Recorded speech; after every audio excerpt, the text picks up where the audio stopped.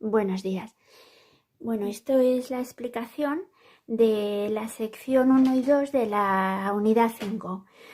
Bueno, entonces, ¿qué es la tabla periódica? Pues la tabla periódica es una manera de ordenar los elementos, todos los elementos, teniendo en cuenta su número atómico creciente. Aquí tenéis la tabla periódica. Vamos a recordar que es un elemento. Pues un elemento es un tipo de átomo, es una sustancia que está hecha solo por un tipo de átomo. Así que cuando vamos a hidrógeno, boro, helio, litio, berilio, boro, carbono, son distintos tipos de átomos. ¿Por qué están ordenados así? Porque van teniendo, uno con el siguiente, va creciendo su número atómico. El del hidrógeno es 1, el del helio 2, litio 3. ¿Qué era el número atómico? Os recuerdo que el número atómico se representaba por Z y es el número de protones que tiene un átomo en su núcleo, en el núcleo. Bien. Ese es el principal criterio de ordenación de los elementos en la tabla periódica.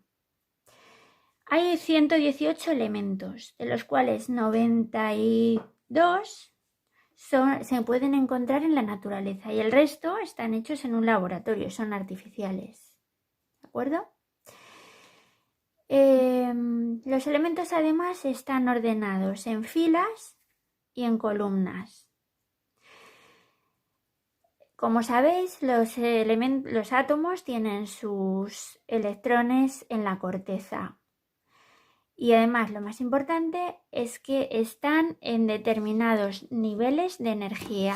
O sea, si este es el núcleo del átomo, recordemos que los electrones estaban situados en distintos niveles de energía, que hoy en día sabemos que esos niveles son los orbitales atómicos. Pero bueno, para que hacernos una idea. Según dónde coloquen, en qué niveles coloquen los átomos sus electrones, de eso depende que estén en una fila o en una columna determinada. Las filas horizontales las llamamos también periodos. Todos los elementos que están en la misma fila tienen sus electrones colocados en niveles similares de energía. Por ejemplo, el periodo 1, que sería esta fila, que solo contiene el hidrógeno y el helio. Tanto el hidrógeno como el helio tienen sus electrones en un solo nivel. El periodo 2 tienen sus electrones colocados en 2 niveles. El periodo 3 en 3 niveles y así sucesivamente.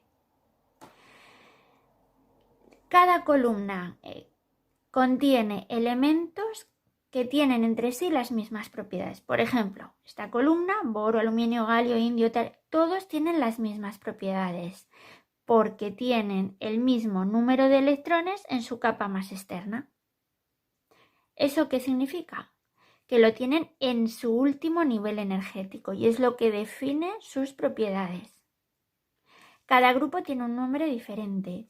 Estos se llaman alcalinos, alcalinotérreos, térreos, carbonoideos, nitrogenoideos, anfígenos, halógenos y gases nobles. Los gases nobles son muy estables. ¿Por qué? Porque tienen su último nivel energético completo de electrones. Lo tienen lleno de electrones y eso hace que no reaccionen con nadie y que por lo tanto sean muy estables. Aparte de las filas y de las columnas, llamadas también periodos y grupos, o familias también se les llama, dividimos la tabla periódica en dos grandes grupos, que son metales y no metales. Los metales ocupan la parte izquierda de la tabla, son todos estos, y los no metales son los que quedan aquí, en esta parte derecha de la tabla. En la tabla que hay en vuestro libro tenéis como una línea roja escalonada que separa los metales de los no metales. Los elementos que están próximos a la línea roja, como pasa con el boro, silicio, germanio, etc., son semimetales. Se me olvida decir que estos de aquí en medio, que no les he puesto nombre, porque ellos todos juntos forman como una familia, se les llama metales de transición. Y estos de aquí abajo, metales de transición interna, pero ya lo estudiaréis más adelante. El apartado 2 nos pregunta por qué los átomos se enlazan. Bueno, pues porque solamente son estables los gases nobles. Los demás, en principio, no tienen su última capa energética completa, por lo tanto, intercambian electrones para adquirir mayor estabilidad. Este año no vamos a dar el apartado 3, que explica justo el enlace, ¿no? Porque es parte de los contenidos que vamos a reducir. Ya lo estudiaréis en cuarto, el cómo los átomos intercambian o comparten electrones para adquirir estabilidad. Lo que sí sabemos es que los átomos se unen entre sí con otros átomos para dar lugar a las sustancias que conocemos, simples o compuestas, para ser más estables. Y a estas uniones le llamamos enlace. Cuando los átomos se enlazan, pueden dar lugar a dos tipos de estructuras. ¿Qué estructuras son estas? Pues pueden dar lugar a moléculas o pueden dar lugar a cristales. ¿Cómo son las moléculas? Las moléculas son grupos de átomos, de pocos átomos y un número definido. Por ejemplo, pensemos en la sustancia agua. Está formada por 3 átomos, 2 de ellos son hidrógeno y 1 es oxígeno. Pues el oxígeno sería, por ejemplo, así, y los 2 hidrógenos. Otra molécula, pues, pero incluso aunque el agua esté en estado sólido y las moléculas se junten, no pierden su independencia una de la otra. La unión está aquí, ¿vale?